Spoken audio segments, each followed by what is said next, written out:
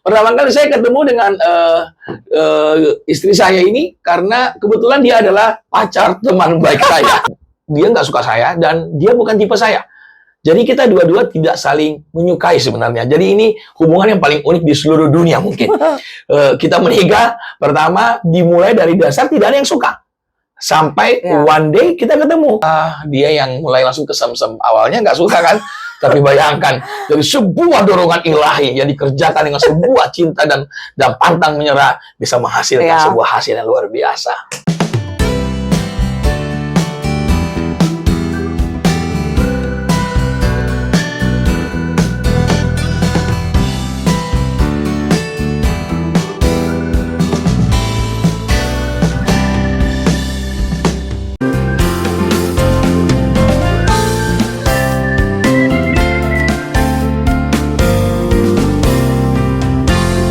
Hai semuanya, bersama saya Gina Deborah dan Rex Winarno dalam program Kingdom Relationship Podcast. Saatnya suara asli bersinar. Roar! Kita akan coba membahas tema tentang keluarga yang pastinya sangat-sangat menarik. Karena begini, hari-hari ini banyak orang bermasalah di tengah-tengah keluarga mereka.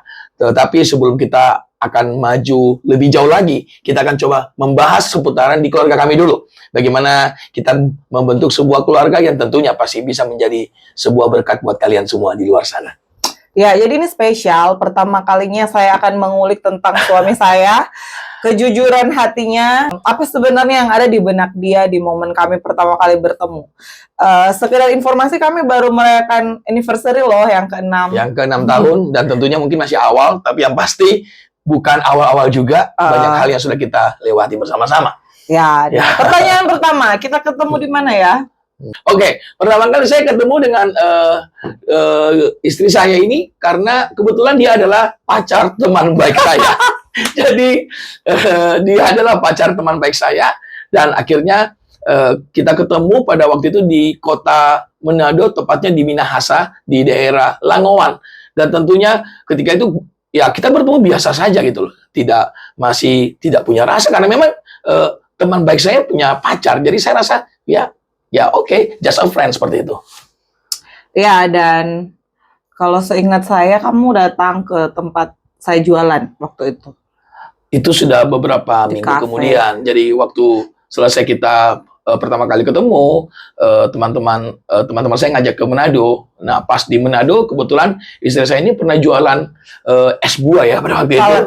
Salad es buah, dan saya pergi di sana hanya untuk membantu teman saya membuat dagangannya laku. Jadi saya tidak ada punya maksud apapun. Jadi karena dia adalah teman baik saya, jadi saya rasa saya wajar membantu dia untuk membuat dagangannya laku. Tanpa rasa, just a friend. Kesan pertamanya tanpa rasa. Ya, seperti itu. Tapi yang pasti pertemuan saya dengan dia adalah pertemuan yang dimana saya care sama dia pada waktu itu karena dia lagi patah hati. Jadi tiba-tiba saya sedang berdoa dan tiba-tiba Tuhan taruh sesuatu. Ayo kontak ke dia untuk menenangkan dia. Jadi saya coba kontak ke dia. Halo Gina, apa kabar? Dan itu belum langsung dibalas ya.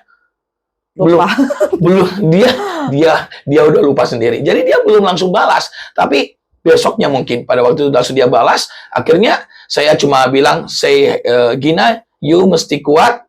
Kamu pasti bisa melewati semuanya. Pertama itu nggak punya rasa. Saya hanya mengikuti apa yang Tuhan taruh dalam hati saya untuk membuat dia bangkit seperti itu kira-kira. Ya, dan ada yang menarik sebenarnya yang mungkin kamu tidak tahu. Waktu itu aku setelah telepon itu selesai, ditutup, dan habis kamu doakan aku waktu itu. Ya, saya berdoa buat dia. Malam itu juga saya mimpi dia, saya mimpi sayang.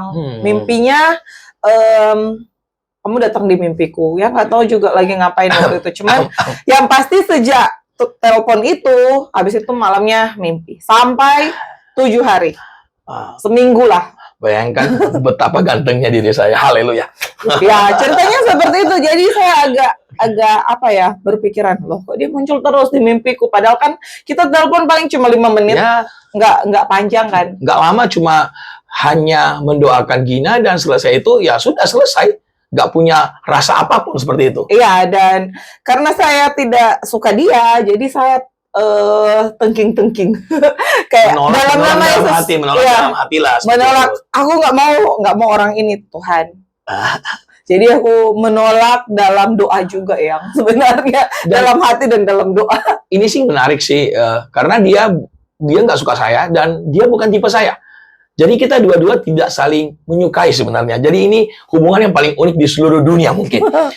Kita menikah pertama dimulai dari dasar tidak ada yang suka. Sampai one day kita ketemu. Saya paksa ketemu. Tapi sebelum ketemu sebenarnya beberapa minggu kemudian Tuhan menaruh sebuah rasa bahwa wah ini cewek ini punya sebuah nilai gitu loh. She has a value. Jadi saya tiba-tiba dari rasa yang tidak punya tiba-tiba mulai rasa kayak gimana ya, berdebar-debar gitu loh. Akhirnya tanpa sadar saya sudah mulai telepon dia, saya mulai kontekan sama-sama dia, dan akhirnya saya maksa dia untuk ketemu sama-sama saya. Ya, waktu ke Manado, kamu ke Manado. Waktu itu kita ketemu di Starbucks ya. Waktu itu saya lupa. Bukan di Mantos. Ya, Mantos di Starbucks. Tepatnya di Starbucks pada waktu itu kita sedang duduk sama-sama ngopi. Ketau pokoknya ada makan, ngopi, dan nonton bioskop. Ya, seperti itu. Jadi pertama kali sudah nonton bioskop sampai hari ini suka nonton bioskop berdua. Oke. Tapi apa? Oke.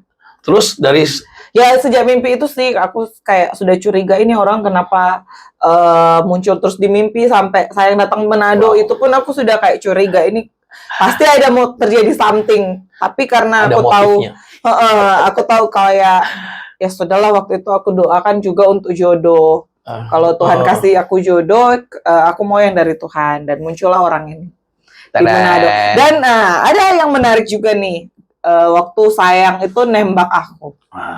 Tapi sebelum nembak dulu harusnya cerita dulu dong. Kenapa sih sampai saya punya rasa sih seperti itu? Iya. Nah, awalnya sih begini. Jadi saya mau jujur, ini sesuatu buat kalian. Karena dulu ini awalnya saya itu sama-sama pelayanan sama-sama dengan Gina. Jadi waktu itu saya yang khotbah di pasar, dia yang WL pada waktu itu. Sebenarnya saya nggak punya rasa yang biasa aja, karena memang jujur dia bukan tipe saya.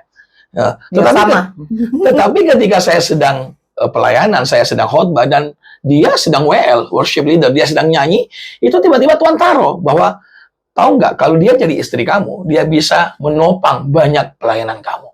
Dan tiba-tiba itu menjadi sebuah rasa nilai tambah di hadapan saya. Dia yang awalnya saya tidak terlalu suka, biasa aja, tiba-tiba saya mulai suka. Akhirnya dari pasar kami berpindah ke sekolah. Kita pelayanan di sekolah. Tiba-tiba Tuhan ngomong lagi, bayangkan kalau kamu membawa revival bersama-sama dengan dia. Wow, itu menjadi sebuah nilai tambah lagi. Jadi dari sana hati saya sudah mulai rasa, wah, aku mulai suka sama orang-orang ini. Sekalipun dia bukan tipe saya, tapi dia suka Tuhan. Dia itu mencintai penciptanya. Itu yang membuat bagaimana saya, dia punya nilai tambah yang bisa saya bawa untuk sebuah masa depan nantinya. Seru juga ya waktu itu ya. Jadi ngomongin masa lalu. Tapi ya memang seru, pertemuan kita seru. Dan waktu itu saya khotbah, saya main gitar, saya juga bilang dalam hati sih sebenarnya waktu seru juga punya pacar penginjil seperti ini dengan gayanya, stylenya yang seperti itu. Dan sebenarnya ternyata di situ sudah muncul ada satu rasa cinta yang hari ini menghasilkan keluarga. Ya itu sih cerita kami, kayak tidak saling suka tapi belajar untuk menaati Tuhan. Ya, kita lebih mengesampingkan ego kita karena saya percaya kalau memang ini jodoh datangnya dari Tuhan, berarti saya harus membawa dia kepada sebuah tujuan yang paling penting, ini yang paling akhir yang datangnya dari Tuhan. Dan akhirnya saya coba untuk mulai mendekati dia. Nah, cerita tentang bagaimana saya menembak ya. Ya, ini juga nggak kalah serunya. Dan mungkin banyak yang nggak tahu cerita kamu nembak aku tidak seperti cerita film Korea. Jadi kalau orang-orang berharap dibawain bunga, mungkin harus dirayu-rayu, gombal-gombal, saya itu tidak, teman-teman. Saya cerita ini justru mungkin cukup memalukan karena saya harus buang semua harga diri saya harus buang semuanya karena saya merasa bahwa ini yang paling konyol dalam hidup saya. Ini perbuatan yang paling konyol. Apa yang saya lakukan? Saya beli cincin. Saya ke pasar, saya beli cincin, saya nggak tahu nomor ukuran tangannya berapa.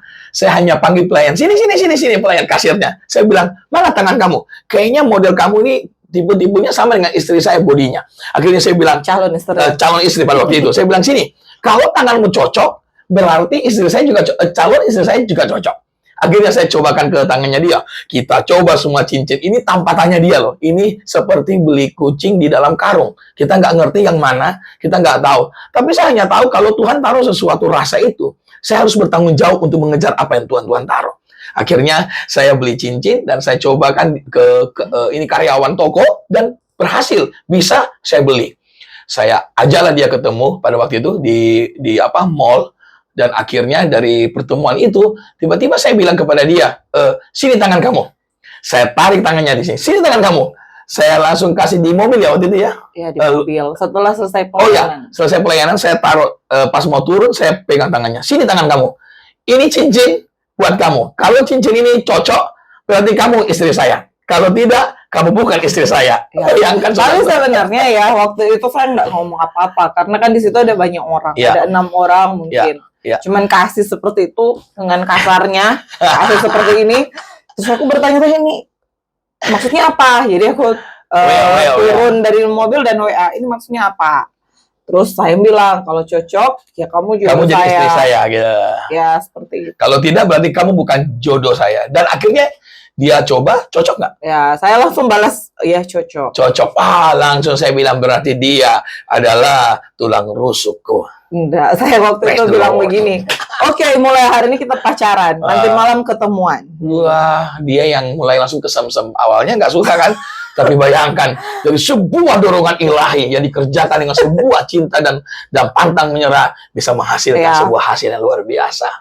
Wah, tepuk tangan.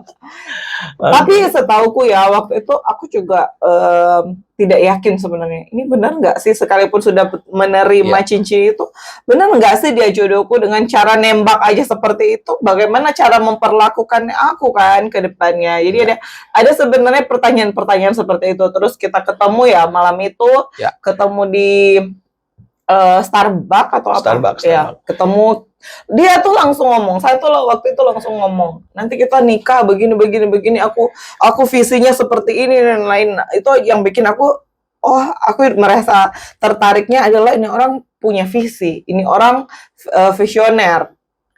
Jadi salah satu tips buat kalian juga ya yang mau cari jodoh, kalian harus punya satu pengertian bahwa cinta itu tidak cukup. Ya. Kalian harus lebih berpikir ke depannya. Kalau kamu menikah dengan orang ini, dia punya visi apa nanti untuk hidupmu selanjutnya. Kan banyak orang menikah karena dia punya cinta. Cinta yang mungkin pada hari ini banyak yang cerai karena cinta. Ya. Cinta tidak bisa dimakan.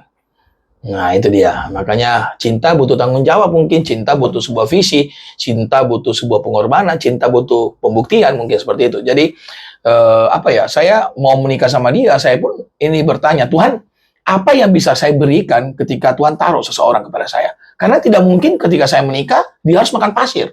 Dia harus bikin apa? Dia nggak mungkin jadi boneka pajangan yang hanya dipajang di rumah. Saya harus punya sesuatu yang bisa menarik dia untuk kita lakukan bersama-sama. Karena untuk urusan menikah itu urusan bersama, bukan urusan pribadi. Apa yang bisa harus saya bawa buat dia? Apa yang dia bisa buat sama-sama untuk kedepannya nanti? Seperti itu. Ya, jadi seperti itu proses nembaknya dan kita masuk ke proses mau nikahnya. Jadi kita tidak lama sih sebenarnya. Ya, pacarannya nggak lama. Dari kita habis jadian 4 Agustus. 3 bulan kemudian, 3 bulan kemudian. 2 bulan kemudian. 2 bulan kemudian, 3 bulan kemudian. 3 bulan kita udah tunangan. Jadi saya nggak mau lama-lama karena saya berpikir bahwa pacaran itu justru wasting time kalau kita tidak benar-benar hidup dalam sebuah keseriusan. Karena banyak banget orang yang mungkin cuma pacaran selama bertahun-tahun dan ujungnya juga apa yang terjadi? Mereka putus dan mereka wasting time banget gitu loh. Jadi saya bicara kalau memang kita suka, coba kita masuk ke dalam sebuah momen yang serius dulu. Karena hari ini banyak orang pacaran-pacaran tapi tanpa sebuah keseriusan. Dan akhirnya banyak yang gugur. Dari keseriusan itulah saya coba ngelamar dia. Di tunangan dulu ya, saya datang ke rumah, wah ini memang pengorbanan yang luar biasa. Saya harus ketemu dengan keluarganya dan saya sendirian waktu itu. Saya harus ketemu, Tante, apa kabar Tante? Permisi Tante, saya hamba Tuhan. Saya bingung juga mau ngomong apa, tapi ya syukurnya karena di Manado mereka menghargai hamba Tuhan. Coba kalau tidak, dia bilang, ya kamu mau kasih apa anak saya? Kan ini, tapi kan enggak. Mertua saya orangnya hebat-hebat semuanya. Dan akhirnya ketika saya bertemu, saya bilang, Tante, Om, saya ini hamba Tuhan. Percaya kita gak akan mati kelaparan, tapi yang pasti saya suka anaknya Tante, saya suka anaknya Om, saya mau ngelamar dia. Tentu saya mungkin tidak punya uang yang seperti apa, tapi saya bisa janjikan, dia nggak akan pernah kelaparan, dia nggak akan pernah apa-apa sebelum saya. Jadi saya harus dulu yang lapar, baru dia bisa lapar. Tenang, dia pasti bisa makan dengan kenyang dan dipelihara dengan sempurna. Dan akhirnya mereka mengizinkan kami, dan akhirnya kita bulan 11 kita mulai tunangan. Iya. Dan menikahnya ini lebih luar biasa. Dan waktu dia mau melamar aku, waktu itu juga ada peristiwa lucu sebenarnya. Apa itu? Saya bawa mobil apa namanya, yang apa itu, yang tidak ada belakangnya itu apa? Pick up. Iya, mobil pick up, terus pakai speaker. Pakai speaker. Dia speaker keras-keras, jadi datang di rumah. Itu momen lucu sih menurutku, yang ini orang mau melamar atau mau ngajakin apa? Mobil pickup itu mobilnya teman saya, dan itu di dalamnya full dengan speaker. Oh, jadi suaranya besar banget seperti itu. Dan akhirnya singkat cerita kita jadi tunangan, dan kita punya sebuah bonding yang mulai terbangun. Dan akhirnya kita menikah di 2 bulan kemudian, dan ini mujizat sebenarnya.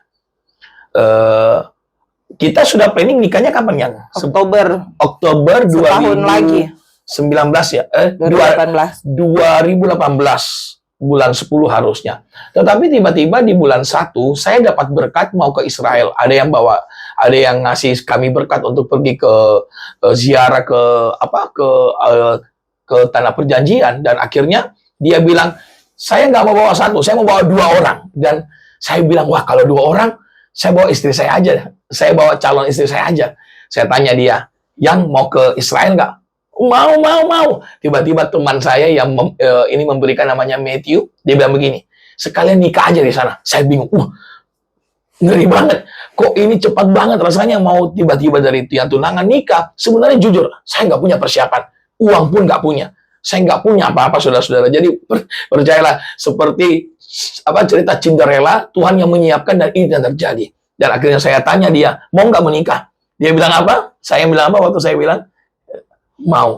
Dan akhirnya saya bilang sama papa mama, sorry, papa mama tidak bisa datang karena saya nggak punya duit. Nanti lihat saja secara live. Akhirnya kita mulai sewa gaun pengantin ya. Harganya berapa itu? Nggak sampai 2 juta. Jadi kita bawa dari Indonesia, saking hematnya, nggak mau beli mahal-mahal, kita harus sewa gaun pengantin dan kita bawa ke Israel. Dan ada suatu kejadian yang sangat-sangat lucu. Sebelum lucu, ada mujizat besar dulu. Karena saya nggak punya uang. Sebelum berangkat, ada beberapa orang panggil saya datang ke rumah ke kantor, ke rumah mereka. Ada beberapa orang. Dan akhirnya dia panggil kami, dia panggil, Pastor Rex datang ke rumah dulu. Ada sesuatu yang saya mau kasih. Saya ini sudah berpikir, oh ini pasti berkat nih. Wah, kan feeling saya. Dan betul, setiap orang yang memberikan itu, mereka kasih saya berkat uang dolar, itu hampir terkumpul $3.000. Dan saya pergi dari kekosongan, saya pergi dengan sebuah kelimpahan. Tuhan membuka jalan demi jalan. Dan waktu mau menikah ya, yang paling lucu, yang kita mau ke Kana untuk menikah, yang paling lucu adalah busnya parkir jauh dan gaunnya ketinggalan di bus. Karena saya pikir kita nanti balik ke bus. Ternyata udah nggak balik ke bus. Dan pada hari itu, untung dia sudah pakai gaun, tapi make up-nya ketinggalan. Wah, kita sudah mulai kalang kabut. Sudah mulai ketakutan. Ini gimana pestanya nanti? Dan tiba-tiba apa yang terjadi, saudara? Tuhan bekerja. Pelayan-pelayan restoran, orang-orang Yahudi asli, mereka datang, mari saya tolong. Dia di make upin oleh semua orang-orang Yahudi pada waktu itu. Dia seperti selebritis yang dikelilingi pelayan-pelayan pada waktu itu. Dan akhirnya dia di make up, dan akhirnya kita ke Kana, kita menikah di sana. Make up-nya yang ketinggalan, gaunnya itu nanti dipakai pas di kanan. Iya, seperti itu. Seperti itu. Jadi banyak sih sebenarnya kalau mau Mujizat. diceritakan. Mungkin nanti next sesi ya, Iya. atau episode yang lain. Karena ini kita membahas yang awal dulu. Iya. Karena di Israel pun banyak banget kita kejadiannya yang sayang sudah mau lari, saya sudah mau lari. Kita sebenarnya nggak kepengen juga. Nggak pengen nikah, cuma Nikah, karena mungkin gitu. karena kedagingan saja. Wah, Israel nih, wah nikah di sana kan sesuatu yang Sebenarnya wow mental gitu. kita belum siap juga waktu Betul. itu ya. Jangan menikah kalau mental belum siap. Karena waktu itu jujur kita masih belum siap mental ya. Ini dua-duanya. Ya, karena belum mengenal juga satu dengan yang lain. Jadi ada satu kejadian yang paling lucu.